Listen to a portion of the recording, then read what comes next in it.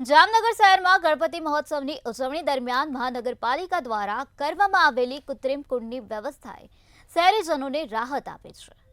પરંપરાગત રીતે નદીઓમાં થતું ગણેશ વિસર્જન પર્યાવરણ માટે હાનિકારક હોવાથી મહાનગરપાલિકાએ આ વર્ષે 2 જુદા જુદા સ્થળોએ કૃત્રિમ કુંડ બનાવ્યા છે।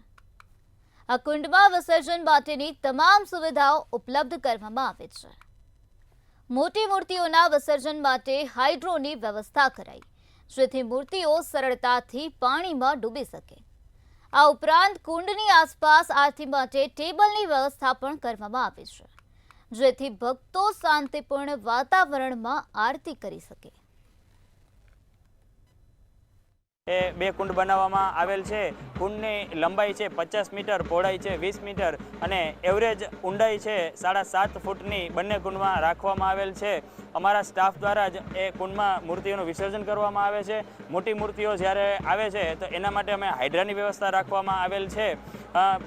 મૂર્તિની આરતી કરવા માટે અમે ટેબલની વ્યવસ્થા કરવામાં આવેલ છે, તેમજ કોઈપણ જાતનો અનિચ્છનીય બનાવ ન બને તેના માટે જે ફાયર સ્ટાફ અને પોલીસ સ્ટાફ પણ અહીંયા ખડે પગે રહે છે।